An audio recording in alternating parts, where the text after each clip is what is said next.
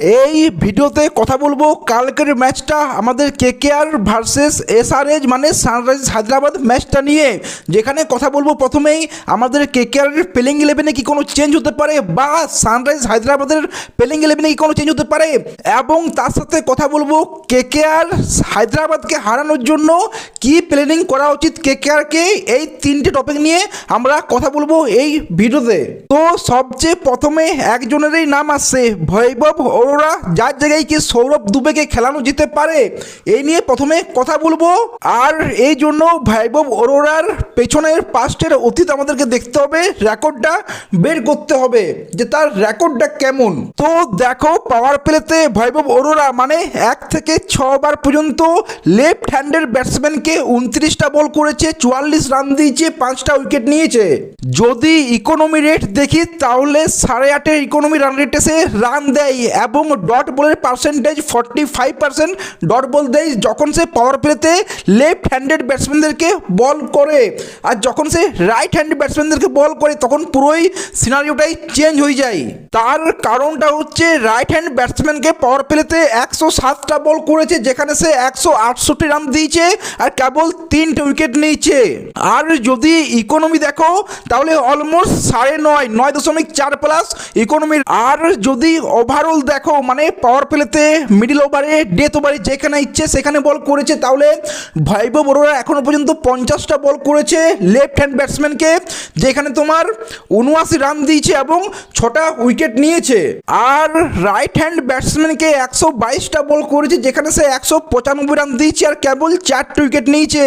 মানে ওভারঅল যদি দেখি তাহলে এখানে আমরা ক্লিয়ার দেখতে পাচ্ছি যে লেফট হ্যান্ড ব্যাটসম্যানকে যখন তোমার বৈভব অরোরা বল করে তখন কি দারুণ বলটাই না করে, ইভেন তোমার পাওয়ার প্লেতে বল করলে তো দারুণ বল করে। এবার আসি কালকের ম্যাচটা নিয়ে, যেখানে তোমার হায়দ্রাবাদের সাথে খেলবে, সানরাইজার্স হায়দ্রাবাদের সাথে খেলবে। তাহলে বৈভব অরোরা ভার্সেস সানরাইজার্স হায়দ্রাবাদ যদি ম্যাচটা দেখি আমরা, তাহলে সেইখানে বৈভব অরোরা আইপিএলের 2025 ইডেন গার্ডেন আশা করি সবারই মনে থাকবে, যেখানে সে 3টে উইকেট নিয়েছিল, 25 রান কি 29 রান দিয়েছিল, 3টে খুবই মূল্যবান উইকেট নিয়েছিল। সেই উইকেটগুলো কে গেছিল, ঈশান কিষান, ট্র্যাভিস হেড, ক্লাসেন, 3টে ম্যান উইকেট নিয়েছিল। সেই ম্যাচে ম্যান অফ দ্য ম্যাচও হয়েছিল এবং আই থিঙ্ক 80 রানের বেশি মার্জিনে কলকাতা জিতেছিল সেই ম্যাচটা। আমি 2025-এ বলছি কি তুমি 2024-এর ফাইনাল বলো, হায়দ্রাবাদের বিরুদ্ধে প্রথম ওভারেই কি তোমার শুরুতেই আই থিঙ্ক ট্র্যাভিস হেডকে সে নেয়, বৈভব অরোরা ট্র্যাভিস হেডকে নিয়েছিল প্রথম ওভারে বা পাওয়ার প্লেতে নিয়েছিল, যেরকম আমার মনে আসছে। সো যদি ওভারঅল দেখি তাহলে হায়দ্রাবাদের বিরুদ্ধে বৈভব অরোরার রেকর্ড খুবই দারুণ আছে। তাই আমি বলবো এখানে বৈভব অরোরাকে একটা ম্যাচ তো খেলানো যেতেই পারে হায়দ্রাবাদের বিরুদ্ধে, দেন কোনো প্ল্যানিং চেঞ্জ হতে পারে তো হবে, কিন্তু কালকের ম্যাচে বৈভব অরোরাকে খেলানোটা মাস্ট, যেটা আমার মনে হয়। তো বৈভব অরোরার জায়গায় শুভম দুবেকে খেলানো যাচ্ছে না, এটা আমরা ক্লিয়ার বুঝতে পারলাম। তাহলে কি বেলিসিং মুজারমানির জায়গায় সৌরভ দুবেকে খেলানো যেতে পারে? কারণটা কি, কারণ যদি তোমার সৌরভ দুবে বেলিসিং মুজারমানির জায়গায় খেলে তাহলে রোবম্যান পাওয়ালকে আমরা খেলাতে পারবো, সেটা তোমার রমনদীপের জায়গায় হোক কি তোমার অনুকূল রয়ের জায়গায় হোক, আমরা রোবম্যান পাওয়ালকে খেলাতে পারবো। কিন্তু এখানে প্রশ্ন আসছে, তাহলে আমাদের ফার্স্ট বোলিংয়ে আমাদের বিকল্প কি থাকছে, মানে অপশান কি থাকছে? কার্তিক ত্যাগী, বৈভব অরোরা, যে তোমার পাওয়ার প্লেতে 2 থেকে 3 ওভার, দেন ওকে তুমি দেখতে পাবে না। আর শুভম দুবে, সবার মনে হয় বোলিংটা খুবই উইক হয়ে যাচ্ছে, খুবই দুর্বল হয়ে যাচ্ছে।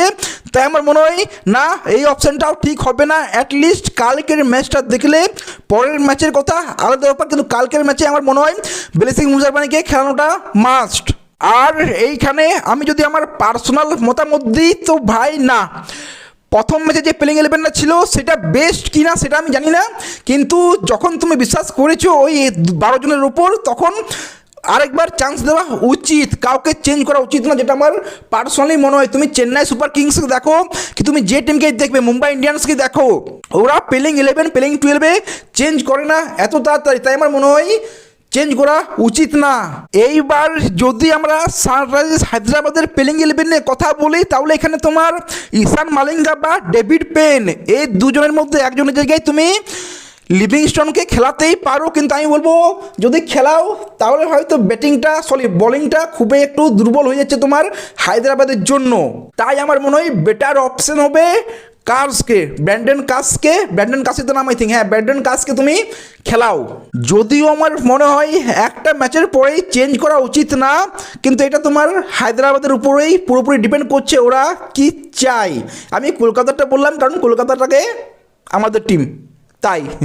যাই হোক, সবচেয়ে শেষে কথা বলবো আমাদের কেকেআর হায়দ্রাবাদকে হারাতে হলে কেকেআরকে কি প্ল্যানিং করা উচিত এই নিয়ে। তো প্রথমেই বলবো ভাই, ওদের ট্রেভিস হেড, অভিষেক শর্মা, ঈশান কিষান, টপ 3-তে 3টে লেফট হ্যান্ডার ব্যাটসম্যান আছে, সবচেয়ে বেস্ট অপশান আছে, ওখানেই টার্গেট করো।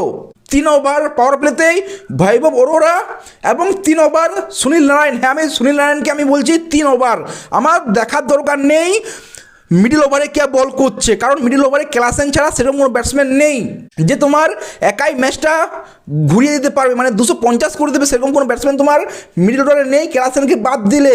কিন্তু অভিষেক শর্মা, ট্রেভিস হেড, ঈশান কিষান এই 3 জনের ক্ষমতা আছে যে তোমার 250-300 করে দিতে পারে। তো এই জন্য আমার মনে হয় বেস্ট অপশন কেকেআরকে এখানে টার্গেট করতে হবে, প্রথম থেকেই টার্গেট নিতে হবে সুনীল নারায়ণ এবং বৈভব অরোরা পাওয়ার প্লেতেই 3-3-6 ওভার মেরে দিক। আর এই 6 ওভারে যদি আমরা 2 উইকেট নিতে পারলাম, ট্রেভিস হেড, অভিষেক শর্মা, ঈশান কিষান এই 3 জনের মধ্যে 2 জন করে নিতে পারলাম, আমরা সাকসেসফুল হব, যেটা আমরা প্ল্যানিং করেছিলাম, যেটা আমার মনে হয়। সো আমার মনে হয় এই প্ল্যানিংয়ে বোলিং করা উচিত।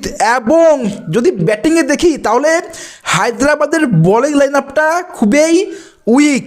আমাদের কেকেআরে তো তোমার বরুণ চক্রবর্তী, সুনীল নারায়ণ আছে, কিন্তু হায়দ্রাবাদে সেটাও নেই। কেবল স্পিনার তো একজন, হর্ষ দুবে নাকি নাম আছে, কেবল একটা স্পিনার, যেটার জন্য আমার মনে হয় রাহানের জন্য দারুণ একটা ব্যাপার, কারণ রাহানে স্পিনারকে সেভাবে খেলতে পারে না। তো যেটা ওর উইক পয়েন্ট সেটা তোমার হায়দ্রাবাদের টিমে নেই। সো রাহানে হোক কি তোমার ফিনালেন হোক কি তোমার ক্যামেরন গ্রিন হোক, খুবই একটা বড় চান্স আছে ভাই এই ম্যাচে তুমি রান করো, খুব একটা বড় স্কোর করো, 240-250 করো। ইডেন আই থিঙ্ক খেলাটা আছে, সো ইডেনের পিচে 240-250 যদি করতে পারো তাহলে ভাই আমাদের বোলারদের এত ক্ষমতা আছে যে 250 তোমাকে করতে দেবে না। সেখানে তোমার মুজারবানি খেলুক, সৌরভ দুবে খেলুক কি বৈভব অরোরা খেলুক কি তুমি যাই খেলুক, আমার মনে হয় না হায়দ্রাবাদ 250 করতে পারবে।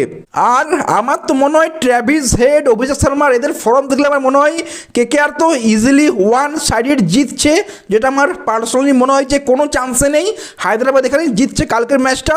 কেকেআর 1 সাইডেড জিতছে ম্যাচটা, কেবল জিতছে না, আমি বলছি 1 সাইডেড ম্যাচটা জিতছে। তো এই নিয়ে তোমরা কি বলবে কমেন্টে জানিও। কেবল কেকেআরকে একটা কাজ করতে হবে, প্ল্যানিংগুলো ভালো করে করতে হবে, যেটা বললাম লুজ ছাড়লে হবে না। যে তোমার প্রথমেই তোমার কার্তিক ত্যাগী বল করছে, যেখানে তোমার অভিষেক শর্মা কি ট্রেভিস হেড একবার যদি সেট হয়ে যায় তাহলে ভাই ওরা স্পিনারকেও ছাড়বে না।